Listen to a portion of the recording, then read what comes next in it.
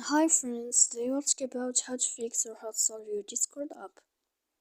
To know how to fix or how to solve your Discord app, you should just go to settings as you see and you click. Here in this page, you will enter to the window or to the app of apps, default apps, app settings.